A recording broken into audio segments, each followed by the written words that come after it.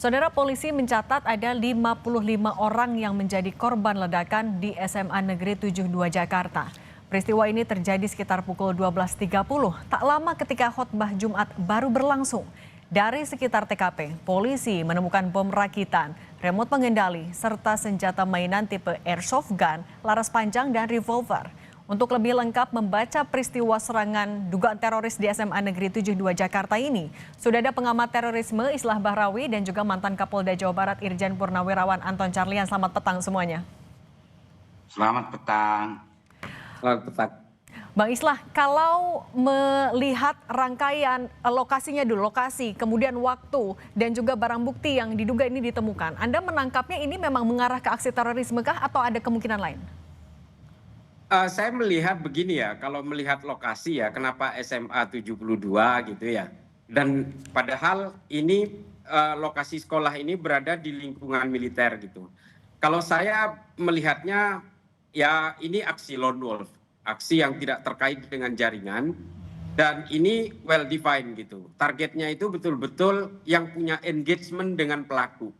Saya kira juga penyidik yang melakukan proses lidik hari ini, Densus dan Polda Metro ya, itu pasti akan memulai dari situ. Apakah pelaku ini punya engagement, punya relasi dengan lokasi ledakan? Ini bisa dimulai dari situ. Kalau memang ternyata dia memiliki relasi dengan lokasi ledakan, bisa dipastikan ini adalah aksi mandiri, aksi teror mandiri. Bisa jadi karena kekecewaan, bisa jadi karena persoalan ideologi, atau bisa jadi anak ini pernah menjadi korban bullying misalnya. Ini akan menjadi bahan pendalaman bagi penyidik yang sedang berada di lapangan. Tapi pada intinya adalah kalau saya melihat bahwa belakangan ini tren dari kelompok-kelompok sayap kanan atau kelompok konservatif di negara manapun di dunia, terutama yang menyasar anak muda, memang sedang mengalami peningkatan. Nah ini yang harus menjadi perhatian utama dari para penyelidik. Saya kira kalau berbasis jaringan tidak seperti ini polanya. Kalau jaringan itu akan sangat terstruktur, rapi, dan mungkin tidak ada ledakan-ledakan prematur yang tidak direncanakan oleh pelakunya. Dan apalagi senjatanya airsoft gun. Kalau berbasis jaringan tidak akan menggunakan airsoft gun. Dia akan menggunakan alat-alat teror yang lebih serius dan bukan justru airsoft gun ya. Dan apalagi di dalam airsoft gun yang beredar secara visual itu ada beberapa message yang tertulis di situ. Jadi kita sebenarnya bisa melihat arah ideologi anak ini seperti apa. Wawasan apa yang dia kuasai, sehingga kemudian dia bisa melakukan aksi teror seperti ini di SMA 72 itu. Saya kira sementara itu saja sih yang saya bisa berikan sementara ini. Oke, kalau dari Pak Anton, berkaca dari pengalaman penanganan kasus dugaan terorisme juga Pak Anton, kalau seperti ini ledakan baru saja terjadi siang tadi, polisi sekarang fokus apa saja? Ya, kalau saya lihat ini terjadi ledakan di masjid seperti dulu kejadian di Cirebon, ada ledakan di masjid. Dan di sini saya lihat saya beberapa kali, hampir lebih dari 10 kali menangani TKP. Nah, harus segera ditunjuk manajer TKP. Jangan sampai nanti ya semua orang bisa masuk dan harus orang-orang yang betul-betul bertanggung jawab. Saya lihat juga sudah di polis lain, kemudian juga ya tim Jihandak juga sudah masuk. Ini betul-betul harus ada koordinasi yang erat antara tim Jihandak, kepala unitnya dengan manajer TKP. Nah, manajer TKP ini bisa ditunjuk, bisa Kapolres, bisa juga siapa yang ditunjuk untuk mengendalikan situasi. Sehingga situasi di TKP ini betul-betul jelas. Kemudian tentukan kapasitas bomnya. Nanti kalau lain-lain kan Pak Islah tahu apakah itu masuk jaringan atau tidak, apakah ini sentimen pribadi atau sentimen kelompok yang memang ada kaitannya dengan SMA 72, karena ini agak unik. Kenapa sasarannya anak sekolah? Nah, apakah ini sebuah pesan bahwa anak sekolah ini sekarang hati-hati atau memang ada konflik internal di antara mereka? Namun yang perlu saya tekankan karena ini masalah apapun juga masalah bom ini kita perlu hati-hati. Jadi radius tentang penanganan TKP ini sesuai dengan Perkap Kapolri nomor 11 tahun 2010 itu harus betul-betul dilaksanakan karena Polri mungkin baru sekarang ini menangani ledakan-ledakan bom lagi. Ini radius apakah ini klasifikasinya klasifikasi A, B atau C. Kalau Tapi A Pak itu Anton, yang kalau mengancam misalnya melihat ledakan yang tadi siang, kemudian salah satu temuannya adalah bom molotov, itu radius yang harus disterilisasi itu seberapa luas? Kalau bom molotov itu ya di atas 200 meter. Makanya tadi masih banyak terlihat mendekat TKP ini kan sudah tidak sesuai dengan kurang sesuai dengan prosedur. Bahkan di dalam olah TKP juga harus ada TKP inti dan TKP yang kedua, baru TKP ketiga. Nah, area TKP ketiga itulah yang boleh dimasuki. Nah, ini kan langsung saja itu bisa dilihat ini dekat. Kan ini pun juga sterilisasi itu juga ada waktu endap. Apakah ini betul-betul sudah steril atau tidak? Waktu endap itu waktu endap 1 dan waktu endap 2. Waktu endap itu untuk menentukan bahwa betul-betul sudah steril yang disampaikan oleh Kayunit Jihandak kepada masyarakat dan juga kepada petugas. Karena kita tidak tahu sampai sejauh mana bahaya ini. Nah, saya lihat di TKP ini ya masih pabaliut gitu kan. Nah, belum ada betul-betul yang mengatur di TKP bom karena memang kebiasaan begitu. Dulu juga saya berkali-kali. Nah, setelah ada Perkap itu kita pakai Perkap sehingga betul-betul jangan dianggap enteng ini seolah-olah hanya di sekolah ini mungkin bukan jaringan. Kita tidak boleh begitu dalam menangani masalah bom molotov ini. Mungkin rekan-rekan Brimob atau lain-lain lebih tahu, tetapi saya yang pernah beberapa kali menangani olah TKP ini harus betul-betul kita sesuaikan dengan protap yang ada. Jangan sampai nah di sini antisipasi untuk kemungkinan terburuk ya Pak Anton, TKP tapi harus sudah jelas. Sekarang harus sudah ada. Apakah di sini sudah ada manajer TKP atau belum? Nah, Pak Anton, silakan dari kru TV mungkin menanyakan siapa manajer TKP-nya sehingga di sini bisa diatur nanti untuk isolasi TKP ini sangat-sangat penting, jangan dianggap remeh gitu. Itu juga harus jadi tahapan awal. Tapi Pak Anton, sorry saya potong dulu. Pak Anton, tapi kalau misalnya melihat kerusakannya, melihat dari gambar-gambar kerusakannya, melihat jumlah korban sampai 55 orang, ini sebenarnya masuknya klasifikasi ledakan seperti apa? Bomnya seperti apa? Apakah memang dari bom molotov atau kemungkinan dari bom lain? Ya, ini kan harus kita belum bisa menentukan apakah high atau low. Tapi ya karena banyak kerumunan bisa saja low karena ada kerumunan bisa 55 tapi juga 55 orang, tapi bisa juga high explosive ini. Ini kita belum bisa menentukan sebelum nanti tim Jihandak mengumumkan. Ini termasuk jenis klasifikasi apa bomnya tersebut. Nah, jadi ini tapi kalau dilihat dari korban ya cukup banyak 55 ini akan menimbulkan rasa teror dan ketakutan. Nah, teror ketakutan ini sendiri kok kepada para pelajar. Ini ada apa sebetulnya? Ini yang perlu dikaji serius ke depan. Mungkin Pak Islah juga nanti bisa mengkaji lebih dalam. Kenapa ini? Apalagi sekarang ya pelajar ini banyak misalkan ada MBG gitu kan. Apakah ada hubungannya? Kan kita juga tidak. Atau memang konflik internal ini. Ini betul-betul harus didalami oleh tim penyidik nanti. Oke, itu juga harus serius. Nah, kalau Bang Islah informasinya di beberapa barang bukti yang disita di bodi senjata laras panjang mainan itu dipenuhi nama-nama terorisme dari negara barat yang terjadi di masjid-masjid. Misalnya ada nama Brenton Tarrant, pelaku terorisme di Selandia Baru dan lain-lain. Ini apakah nama-nama ini bisa dikaitkan atau apa ya? Ada kaitannya antara kejadian yang terjadi pada siang hari ini di SMA N72 dengan nama-nama yang dituliskan? Ya, saya kira begini ya. Pertama, nanti para penyidik itu akan bisa melihat motifnya setelah memprofiling dari pelakunya. Pelaku nanti yang akan berbicara, TKP yang akan berbicara. Tapi sayangnya memang saya sepakat dengan Bang Anton tadi ya.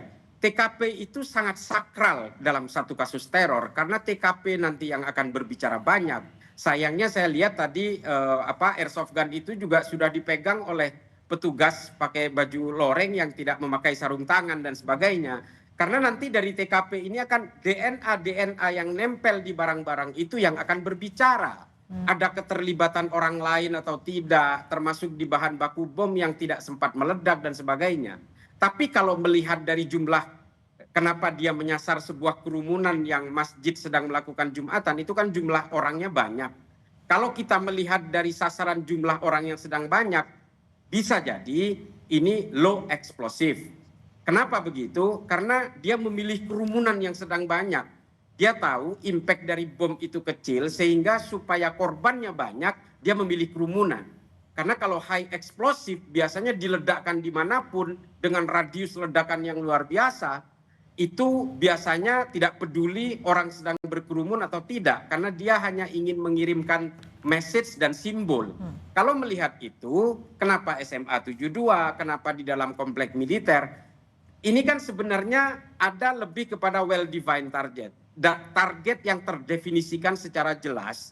Sehingga apa? Bisa jadi pelakunya punya relasi dengan sasaran. Bisa jadi mungkin dia mantan siswa di sana yang pernah mendapatkan perlakuan bullying dari teman-temannya, atau dia dendam dengan sekolah karena pernah tidak lulus dan sebagainya. Kalau soal simbol-simbol yang ada di dalam senjata itu, saya kira anak ini punya ketertarikan terhadap ideologi-ideologi tertentu sehingga dia terilhami dari berbagai kasus teror yang terjadi di luar negeri. Dan memang uniknya biasanya aksi teror di Indonesia itu kan identik dengan gerakan-gerakan Islam kanan yang ekstrim. Kali ini justru yang menjadi sasaran adalah masjid. Dan yang ditampilkan di dalam senjatanya itu adalah simbol-simbol dari kebangkitan gerakan-gerakan kiri atau white supremacy. Saya bisa membayangkan pelaku ini punya wawasan luas tentang dunia teror secara global. Nah, meskipun dia tidak... Bang Islah, tapi berarti sejauh mana profiling ini harus dilakukan untuk menemukan segera pelakunya? Tapi Bang Islah jangan dijawab dulu, nanti kita akan sambung lagi tetap di Breaking News Kompas TV ya, Pak Anton dan Bang Islah.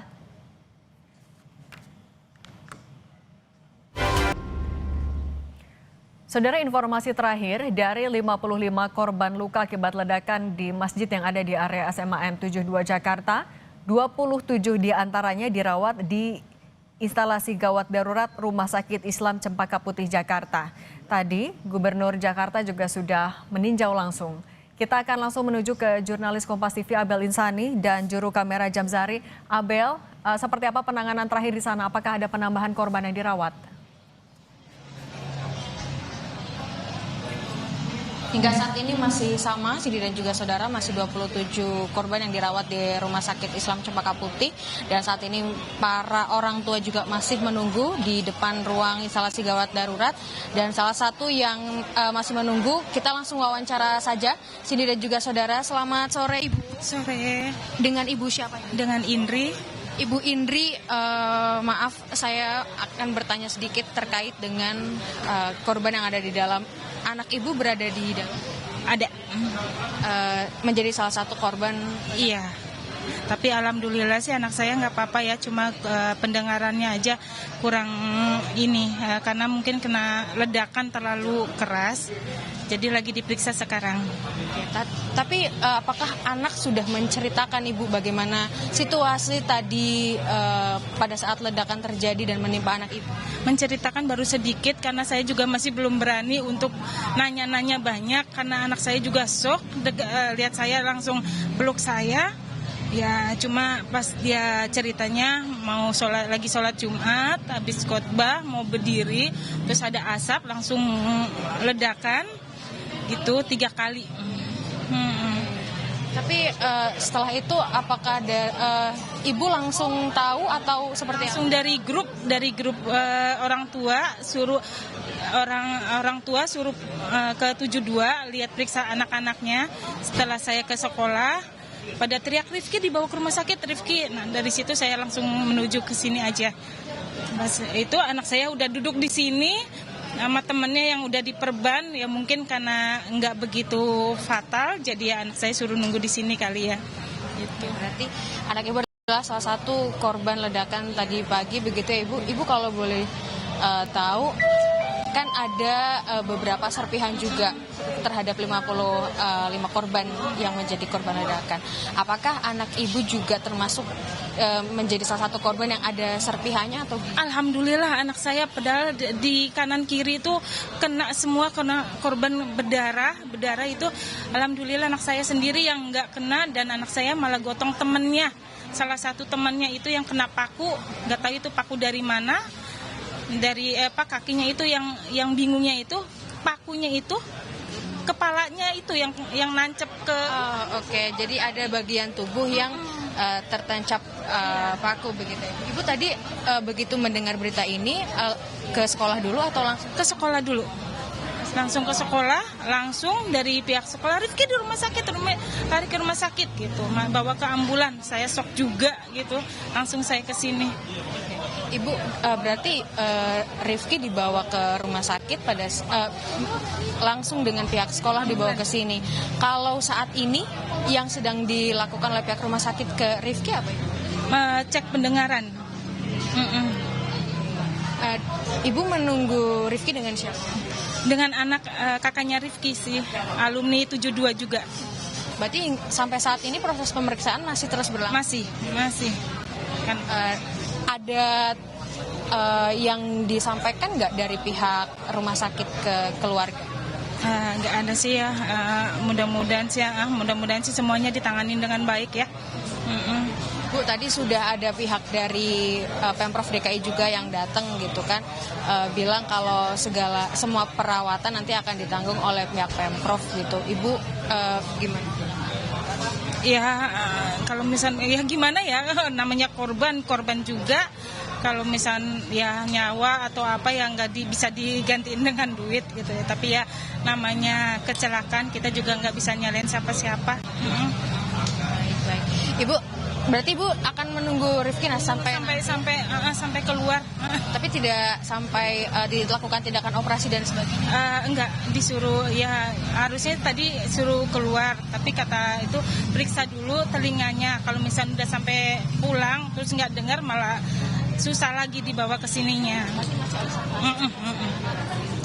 Oke, baik Ibu Indri, terima kasih atas waktunya bersama Kompas TV. Semoga Rifki baik-baik saja dan pendengarannya juga baik-baik saja, sehat sampai rumah. Terima kasih Ibu, saya mengucapkan keprihatinan yang begitu dalam.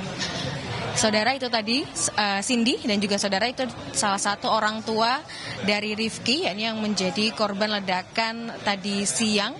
Dia sudah bercerita kepada ibunya bagaimana situasi dan juga kondisi tadi pada saat ledakan itu terjadi, pada saat Rifki melakukan sholat Jumat, yang kemudian ada ledakan, yang kemudian dia memang tidak terlalu parah jika dibandingkan teman-temannya, tetapi memang untuk saat ini masih dalam proses perawatan karena sedikit terganggu pendengarannya sehingga masih dalam observasi, dan nantinya kita akan melihat bagaimana kondisi dan juga situasi dari 55 korban yang ada di rumah sakit, 27 yang ada di Rumah Sakit Islam tempat saya melaporkan saat ini. Kembali ke Anda, Cindy.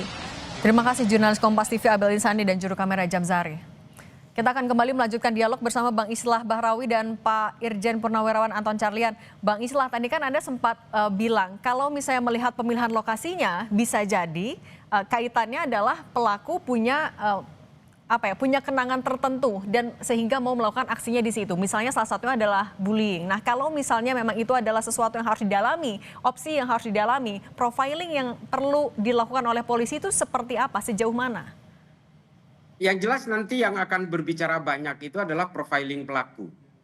Dari profiling pelaku ini nanti akan bisa kita ketahui bagaimana keseharian dia di dalam keluarganya, dan nanti keluarganya juga akan ditanyakan anak ini seperti apa. Dan memang kalau kita melihat tren dari berbagai aksi teror baik di belahan manapun di dunia belakangan ini, terutama yang lone wolf, itu memang dilakukan oleh anak muda rata-rata karena kerentanan ideologi tadi. Makanya kita memegang satu prinsip yang sama di dalam praktisi teror ya, terutama kita yang sudah terbiasa menganalisis teror ini, memang teror ini tidak ada agamanya. Semua orang memiliki kerentanan yang sama dalam hal ini ya, terutama dengan adanya keterbukaan dari media sosial dan berbagai media lainnya. Semua orang bisa membuat bom lewat YouTube, lewat tutorial yang tersedia di mana-mana, di Telegram dan sebagainya. Itu bisa dilakukan oleh siapa saja, terutama dilakukan oleh orang-orang yang merasa memiliki kekecewaan ideologis atau dia punya rasa dendam terhadap situs-situs tertentu. Nah, apalagi kalau kita melihat simbol-simbol yang ada di dalam airsoft gun-nya anak ini, sepertinya anak ini punya wawasan yang luas untuk bisa tahu tentang Trenton, tentang Bisone, tentang berbagai hal, misalnya 14 words dan sebagainya. Artinya anak ini punya ketertarikan tersendiri terhadap berbagai aksi-aksi teror, baik itu yang dilakukan oleh kanan maupun kiri, dan ini yang akhirnya terjadi gitu. Nah, dari sini ini menjadi pelajaran setidaknya bagi kita semua bahwa sangat penting untuk melakukan pengawasan terhadap ketertarikan seorang anak di dalam keluarganya, bahwa ini tidak boleh dibiarkan, dan hal-hal seperti ini menjadi anomali di dalam terorisme. Bisa jadi seorang anak yang mendapatkan pendidikan yang sangat serius di dalam keluarganya, tapi dia kemudian memilih ketertarikan yang salah, maka bisa saja dia kemudian menjadi orang-orang yang mau berbuat kekerasan seperti ini. Oke, saya ke Pak Anton dulu. Pak Anton, tapi kalau misalnya berbicara dari pengalaman juga, ketika ada aksi ledakan seperti ini, apa indikasi yang harus diwaspadai? Apakah ini hanyalah serangan tunggal, serangan satu kali, atau bisa jadi ada serangan lain yang juga direncanakan? Kita belum bisa menentukan secara pasti. Apalagi tim Jihandak ini kan setelah melakukan isolasi dan pengamanan Handak ini kan harus membuat laporan. Begitu juga tim lidik untuk mengumpulkan barang bukti. Nah, di sini apakah ini individu atau kelompok, terlalu dini mungkin kita harus menentukan saat ini. Karena kan sifat-sifat teror ini ya biasanya saya juga sering belajar dari Pak Islah, diawali dengan sikap-sikap intoleran. Nah, ketika sikap-sikap intoleran ini sudah terlihat muncul, nah biasanya ada kelompok-kelompok yang ingin memanfaatkan. Nah, ini saya takut dia sudah terdeteksi intolerannya itu begitu tinggi, rasa kebenciannya begitu tinggi, rasa dendamnya begitu tinggi, baik terhadap individu, kelompok lain-lain, masuklah kelompok-kelompok tertentu sehingga ini bisa juga dijadikan alat. Kenapa saya katakan demikian? Karena memang bisa saja membuat bom molotov ini bisa siapa saja. Tapi untuk bisa meledak dan bisa aktif dengan baik, kan ini pun juga perlu ada bimbingan, perlu ada mentor. Nah, biasanya ini ya orang-orang yang punya keberanian untuk melakukan bom ini perlu keberanian khusus. Nah, di sini untuk mendidik mental ini biasanya ada dari kelompok-kelompok tertentu. Dan ini pun juga kita juga dalam hal ini harus prihatin. Ternyata budaya kekerasan di Indonesia yang asalnya hanya perkelahian, mungkin ya penusukan, sekarang sudah beralih kepada bom molotov. Ini pun juga harus dijadikan satu kajian bagi semua, khususnya bagi para pendidik. Kenapa sampai ke sini? Nah, ini saya belum bisa menentukan apakah individu atau dimanfaatkan oleh kelompok. Nah, ini harus betul-betul dikaji. Dan mungkin nanti pun juga pasti akan di-profiling siapa keluarganya, lain-lain. Tapi pasti di-profiling juga jaringannya, siapa kawannya yang terdekat selama ini.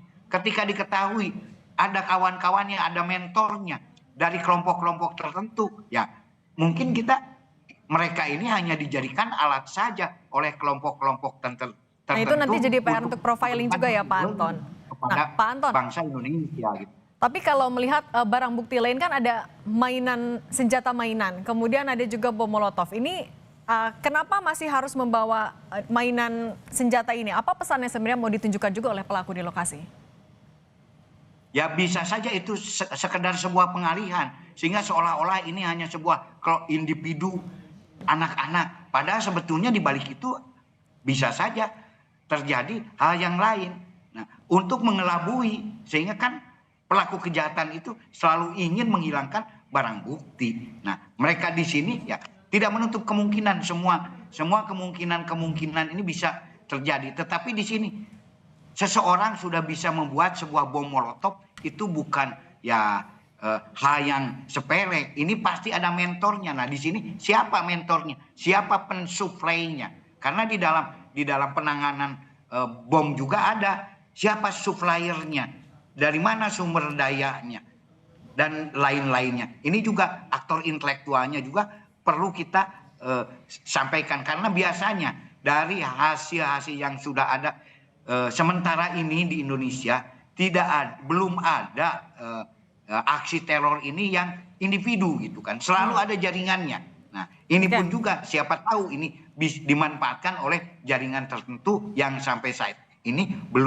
kita belum tahu, karena sekarang di anak muda pun juga gerakan-gerakan yang mengacu kepada kekerasan ini kan sudah banyak, seperti geng motor lain. Mohon maaf, bukan saya mendiskreditkan geng motor, tapi kenyataannya geng motor ini sampai ada yang membunuh, membacok, lain-lain. Ini kan kekerasan-kekerasan di jalanan. Nah, sekarang kekerasan melalui bom ini, nah ini sesuatu yang baru di Indonesia. Ini perlu satu penyelidikan yang seksama daripada rekan-rekan penyidik. Mudah-mudahan ini bisa diketemukan. Ya syukur kalau individu, tapi ketika ini jaringan, kemudian dimanipulasi hanya dengan senjata lain-lain, kemudian kita ini terlena. Nah, ini jangan sampai juga terjadi, karena segala situasi, segala kemungkinan bisa saja terjadi di dalam ini. Dan sekali lagi saya pesan di sini kepada Pak Kapolda, segera tentukan manajer TKP sehingga TKP ini bisa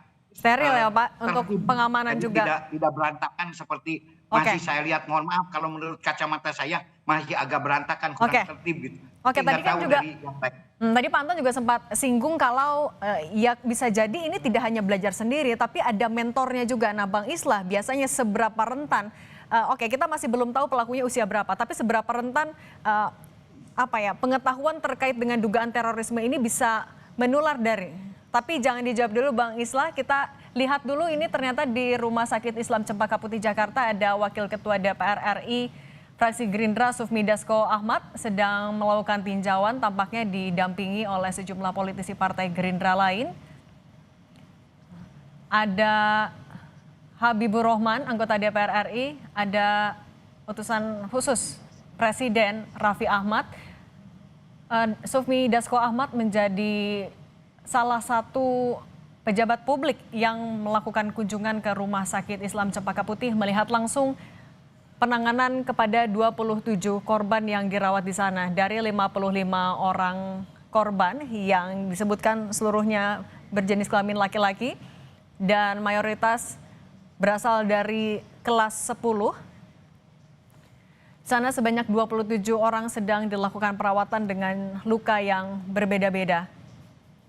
Sufmi Dasko Ahmad baru saja tiba didampingi oleh sejumlah politisi Partai Gerindra untuk melihat langsung seperti apa penanganan di sana. Kalau tadi Gubernur Jakarta Pramono Anung sudah menegaskan kalau seluruh pengobatan bagi 55 orang yang terluka menjadi korban ledakan di SMA N 72 Jakarta akan ditanggung oleh pemerintah Provinsi DKI Jakarta dimanapun seluruhnya dirawat. Di rumah sakit manapun itu akan menjadi tanggungan dari pemerintah Provinsi DKI Jakarta. Instruksi ini juga sudah disampaikan oleh Gubernur kepada Kadinkes, Kadisdik, dan Wali Kota terkait. Saat ini setelah Gubernur Jakarta, Wakil Ketua DPR RI Sufmi Dasko Ahmad melakukan tinjauan. 27 korban yang dirawat di Rumah Sakit Islam Cempaka Putih sedang menjalani penanganan medis di instalasi gawat darurat. Penanganan disesuaikan dengan jenis luka yang mereka alami. Ledakan di SMA N 72 Jakarta terjadi pada siang tadi ketika masih dalam rangkaian ibadah sholat Jumat di masjid yang ada di dalam area SMA N 72 Jakarta. Saat ini di lokasi juga dilakukan pengamanan ketat untuk olah TKP. Sementara untuk di Rumah Sakit Islam Cempaka Putih, keluarga juga tadi dilaporkan oleh jurnalis Kompas TV menunggu dan mendampingi anak-anaknya korban sedang menjalani perawatan di instalasi gawat darurat.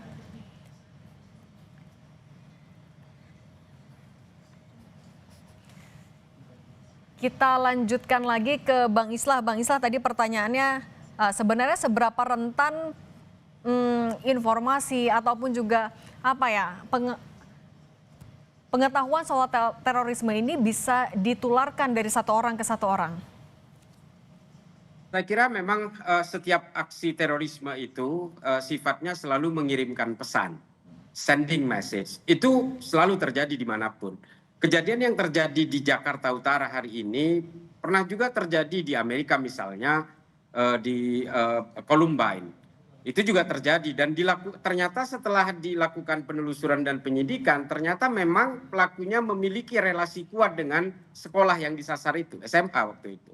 Jadi kalau melihat dari pola-pola seperti ini, kenapa dia menyasar satu sekolah dan sebagainya, saya lebih meyakini bahwa ini dilakukan secara mandiri. Kalau ternyata dia tertular oleh ideologi-ideologi yang didapatkan, entah dari satu kelompok kajian atau dari media sosial dan sebagainya, memang engagement dengan berbagai informasi tentang ideologi kekerasan ini hari ini sangat berdiaspora dimanapun, di semua platform juga tersedia gitu. Tapi Bang Islah, sorry saya potong dulu. Tapi kalau melihat dari barang bukti yang ditemukan, tadi ada senjata mainan, ada bom molotov. Nah, pesan yang mau disampaikan tuh apa kalau lokasi tujuannya adalah di masjid yang ada di sekolah? Ya, ini kalau melihat dari semua yang simbol yang ada di dalam airsoft gun itu kan sebenarnya adalah pelaku-pelaku dari kelompok-kelompok yang lebih mengarah kepada kebencian terhadap agama tertentu dan kelompok tertentu. Tapi kita tidak bisa melihat itu karena kadang-kadang aksi terorisme itu memiliki anomali dan bergerak dengan logikanya sendiri gitu. Nah, ini kan kalau kita melihat ini kan semua penyerang masjid. Artinya dia melakukan pola yang sama seperti idolatrinya mereka. Apakah ini digerakkan oleh kelompok Kristen sayap kanan misalnya? Belum tentu juga. Bisa jadi pelakunya itu juga seorang muslim yang kemudian terinspirasi oleh gerakan-gerakan ideologi tertentu atau kepentingan tertentu atau kepentingannya pribadi yang kemudian dia wujudkan ke dalam serangan seperti yang terjadi hari ini. Jadi sangat kompleks kalau berbicara tentang terorisme, tapi pada intinya adalah bahwa semua gerakan teror atau aksi teror itu pasti didasari oleh satu keinginan ideologi untuk memaksakan nilai sakral yang ada di dalam dirinya, kepentingan dirinya, untuk kemudian dilakukan dengan cara menakut-nakuti orang lain. Nah, ini adalah definisi yang sangat baku di dalam dunia terorisme. Ya, mungkin saya sama pesannya dengan Bang Anton juga, bahwa semua orang memiliki kerentanan yang sama. Tapi yang saya sayangkan memang ini seperti tayangan yang ada di sini ya. Orang main comot aja berbagai barang bukti yang ada di TKP tanpa menggunakan sarung tangan dan sebagainya. Ini kan mengurangi sakralitas dari TKP karena di dalam satu situs TKP teror itu seharusnya semua harus berada di tempatnya, jangan disentuh karena nanti yang akan berbicara adalah lapor.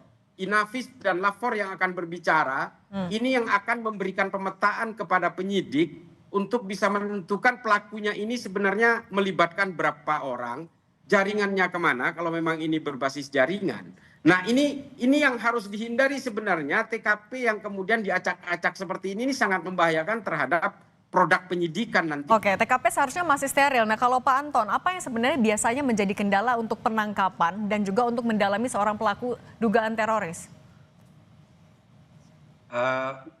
Saya kira kalau masalah penangkapan ini biasanya kalau identitas pelaku itu sudah diketahui, tetapi pelaku itu sendiri ya berlari-lari, bersembunyi gitu kan, sehingga tidak terdeteksi adanya di mana. Apalagi sekarang ini sudah tahu, kalau dulu masih bisalah dideteksi melalui HP, nomor lain-lainnya. Tapi kalau sekarang kan pasti mereka pun juga sudah lebih pintar.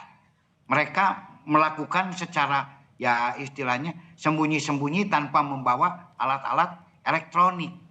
Nah, itu yang kesulitan dan juga kalau dulu itu kesulitannya itu kemana? Karena disembunyikan oleh ya jaringannya itu sendiri, sehingga kita pun juga lebih sulit. Nah, kalau di dalam hal ini yang sekarang ini ya justru ini siapa pelakunya tetap kita harus lihat ya. Saya kenapa istilahnya itu memberikan satu argumen kenapa orang ini berani melakukan pengeboman. Karena untuk bisa berani melakukan ya tindakan bom blasting ini perlu satu mental khusus gitu kan. Nah, makanya di sini kenapa Bang Islah saya curiga ada mentor gitu yang ngomporin gitu kan, yang harus berani, bukan hanya sendiri gitu kan. Karena ini baru gitu kan. Nah, makanya saya mengkaitkan apakah ini kenapa simbolnya senjata, ini pun juga bisa saja ini dikaitkan bukan hanya sekedar di TKP sekolah, tapi ini pun juga di komplek militer ini nih. Nah, ini Pak pun Anton, juga perlu ini kita juga kaji bersama. saksi bilang ada Apakah 3 titik ledakan, Pak Anton. Satu di dalam masjid, 2 di luar. Itu kalau dari keterangan saksi, ini juga apa yang bisa dibaca dari temuan ini? Ya memang mereka ingin menakut-nakuti tetapi secara sporadis. Nah, apabila ini justru tadi saya sampaikan, tolong TKP segera diisolasi karena yang ditakutkan itu secondary device gitu kan. Ada ledakan kedua yang mungkin saja bisa saja melalui remote atau semi remote, melalui robot yang tidak terdeteksi oleh tim jihandak. Nah, justru ini lebih apa? Ya, urgent ya, Pak? lebih berbahaya karena bukan hanya di dalam tapi ada di luar. Makanya betul-betul saya tadi menitik beratkan karena saya tadi betul kata Bang Islah, semua ya istilahnya itu penangkapan pelaku diawali dengan pengolahan TKP yang cermat, layak, benar, sesuai dengan situasi dan kondisi. Nah, apalagi tadi ada TKP dulu, bisa saja nanti 100 meter dari sana. Apa mungkin tim jihandak bisa mendeteksi 100 meter dari sana?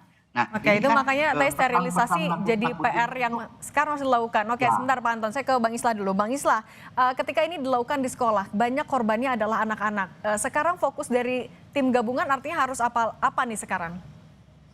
Yang jelas dari pihak yang sedang melakukan olah TKP akan ngecek surrounding area ya. Pertama pasti mereka akan ngecek CCTV dulu. Originnya akan ditarik mundur, dari mana anak ini datang, bagaimana gesturnya anak-anak ini ketika sebelum melakukan peledakan. Kemudian ditarik mundur sampai ke radius manapun, sampai di the real originnya, dari sumbernya. Dia berangkat dari rumah mana, berapa orang dia berangkat. Dan kemudian setelah diketahui profilingnya, maka petugas pasti akan melakukan penyidikan terhadap keluarganya, rumahnya, termasuk juga handphonenya nanti akan diselebrate dan akan dibongkar. Dia berkomunikasi dengan siapa saja, dia nonton tutorialnya dari mana, ideologinya dia dapat dari mana. Saya kira ini akan menjadi satu perjalanan panjang dari sebuah proses TKP ya, dari yang paling awal sampai kemudian terjadi ledakan itu. Ini melibatkan berapa orang, tapi memang kita tidak bisa berandai-andai karena nanti TKP yang akan berbicara dan juga pelaku sendiri yang akan berbicara. Tapi kita tunggu saja hasil penyidikan dari Densus dan Polda Metro Jaya. Baik, kepastiannya kami tunggu sama-sama Pak Irjen Purnawirawan Anton Carlian dan Bang Islah Bahrawi. Terima kasih sudah berbagi di Breaking News Kompas TV. Sehat selalu semuanya. Dan kami juga akan menghadirkan di layar kaca Anda, saudara, situasi terkini dari 2 lokasi. Ada dari tempat kejadian perkara, yang di sebelah kiri layar kaca Anda adalah situasi terkini dari area luar SMA Negeri 72 Jakarta dengan pengamanan ketat. Sterilisasi masih dilakukan di area dalam SMAN. Sementara yang di layar kaca Anda di sebelah kanan, ini adalah situasi terkini di Rumah Sakit Islam Cempaka Putih Jakarta. Terakhir, ada Wakil Ketua DPR RI Sufmi Dasko Ahmad yang didampingi sejumlah politisi Partai Gerindra untuk meninjau langsung situasi dan bagaimana pelayanan terhadap 27 korban siswa dari ledakan di SMAN 72 Jakarta. Dan saudara, Breaking News Kompas TV masih akan dilanjutkan usai jeda bersama dengan Tifal Solesa. Saya Cindy Permadi, sampai jumpa.